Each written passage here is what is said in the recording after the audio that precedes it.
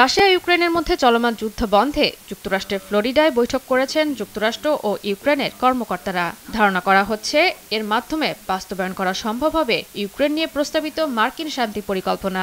ফলে ইউক্রেনের সার্বভৌমত্ব নিশ্চিত করা যাবে। আলোচনায় উপস্থিত ছিলেন মার্কিন পররাষ্ট্রমন্ত্রী মার্কো রুবিও এবং ট্রাম্প জামাতা জ্যারেড কুশনার। রোববার ফ্লোরিডায় ইউক্রেনের জাতীয় নিরাপত্তা ও প্রতিরক্ষা কাউন্সিলের প্রধান রুস্তেম উমেরভের নেতৃত্বাধীন প্রতিনিধি দলের সঙ্গে তিনি বৈঠক করেন। তার মতে বৈঠক ফলপ্রসূ হলেও এখনও আছে কিছু জটিলতা। বৈঠকের মূল লক্ষ্য ইউক্রেনের ভবিষ্যৎ নিরাপদ ও সমৃদ্ধ করা। ইতিমধ্যেই আমরা জেনেভায় কাজ শুরু করেছি। আজকের আলোচনায় কিছুটা হলেও অগ্রগতি হয়েছে, তবে এখনও অনেক কাজ বাকি। আলোচনায় রাশিয়াকে অন্তর্ভুক্ত করতে হবে। রুবিও জানান, রাশিয়ার সঙ্গে বিভিন্ন মাত্রায় যোগাযোগ অব্যাহত রেখেছে যুক্তরাষ্ট্র।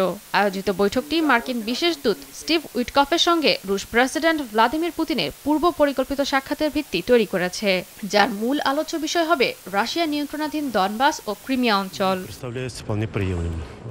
বৈঠক শেষে সামাজিক মাধ্যম এক্সে পোস্ট দেন ইউক্রেনের পররাষ্ট্র মন্ত্রণালয়ের প্রথম ডেপুটি মিনিস্টার সের্গেই কিসলিৎসা।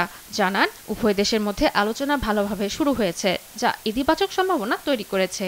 এদিকে রোববার ন্যাটো প্রধান মার্ক রুটের সঙ্গে কথা বলেছেন ইউক্রেনের প্রেসিডেন্ট ভ্লাদিমির জেলেনস্কি। বলেন, এর মাধ্যমে অনেক পরিবর্তন আসতে পারে। সোমবার আলোচনার জন্য জেলেনস্কিকে আমন্ত্রণ জানাবেন ফরাসি প্রেসিডেন্ট ইমানুয়েল ম্যাক্রো। তবে আলোচনার মধ্যেও থেমে নেই ইউক্রেনের রাশিয়ার হামলা।